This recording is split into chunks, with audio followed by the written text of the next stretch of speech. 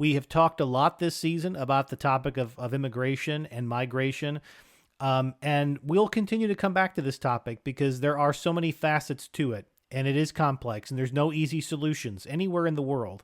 But hearing as many perspectives as we can and understanding the challenges from both a public perspective, from a citizen's perspective, from an immigrant's perspective, from the youth to the business community, it's only by understanding all of these perspectives that we stand a good chance of finding solutions that can work for everybody and that allow us all to live in a more peaceful and prosperous world, but also in a rules-based world.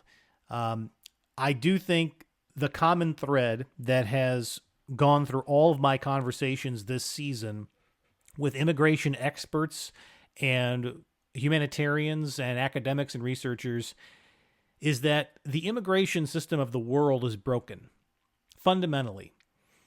There are three things that every country in the world understands about immigration and migration. Number one is that it's important that we match those who are seeking work with countries that need workers that don't have enough of their own. And this has become a very toxic flashpoint in many parts of the world.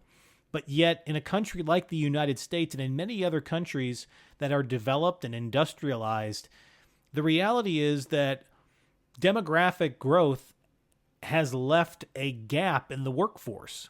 There are many more people who are aging out of the workforce than there are aging into it, leaving a gap that needs to be filled by someone, and often that someone is going to be immigrants because there's just not enough people in the country itself to fill the critical and essential roles that are necessary. So that's one element. Number two, there's often been a view that some immigration is helpful even if you didn't have a big gap in your workforce because it's helpful to gather new perspectives. The entrepreneurial energy that often comes from somebody willing to leave their homeland to strike out for a different life and a better life someplace else. It's especially true in a country like the United States that celebrates entrepreneurial endeavors and allows people to take chances and take risks.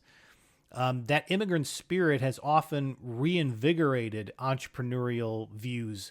And some of the great companies in the United States are founded by first, second, third generation immigrants, often first generation immigrants or the children thereof.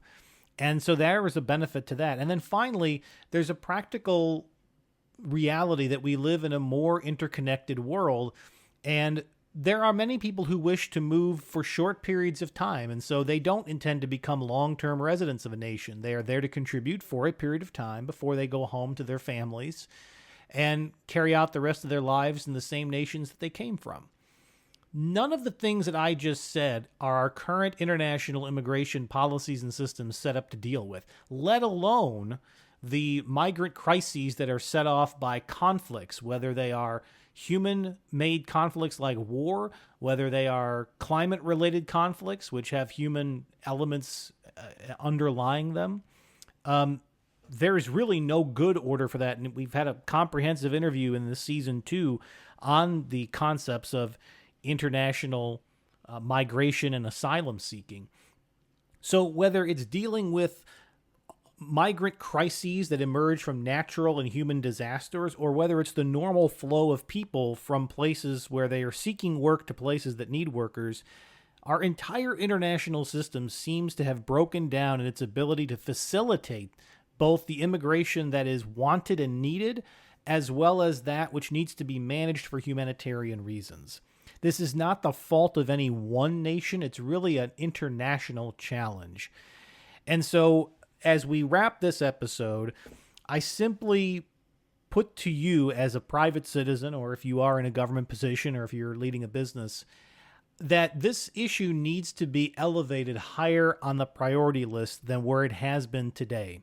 Because the demographic challenges aren't getting better, the humanitarian crises are getting worse, and if we don't have an international system that can facilitate a workable, thoughtful, and responsible movement and humane movement of people, then we are simply going to build a pressure keg that gets worse and worse over time and leaves the entire world poorer and worse off for it.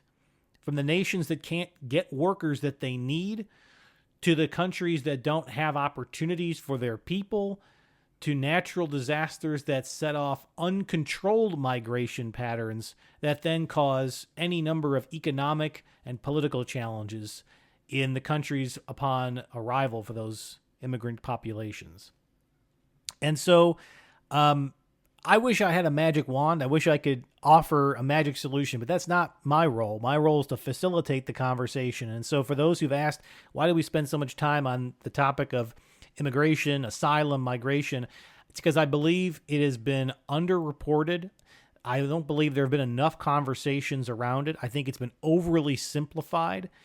And I do not believe that the thought leaders of the world have really put their minds together to work on a solution that can work for all involved. But I do know that whether it's the United States, whether it's Western European nations, whether it's East Asian countries, whether it's nations like Australia, New Zealand, even nations that we don't think about in the context of migration and immigration, countries like India or South Africa or Brazil or Argentina, the entire world is affected by this issue and this fundamental lack of an international system to adjudicate the movements of people in a responsible, humane, and thoughtful way is just getting worse over time, and the issue's not going anywhere.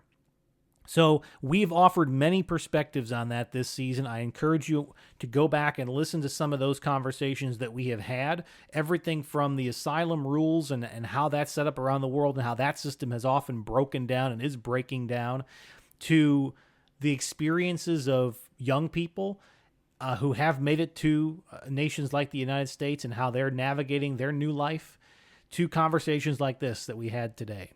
Either way, I don't think we're spending enough time looking for the solutions. We're spending a little too much time staring at the problem, but it is a serious challenge and a serious problem. And unfortunately, the only real solutions that have been advocated from a policy standpoint have been sort of a close the doors and lift the bridges and shut the gates and hope for the best. But while that may be necessary at times, especially after periods of complete lawlessness, that is not a long-term solution that will work for either the nations that need and seek immigrants, nor the nations that are struggling and are the sources of immigration and migration. So with all that having been said, I encourage you all to continue to engage in this conversation in your communities, and we'll continue to engage that conversation on this podcast.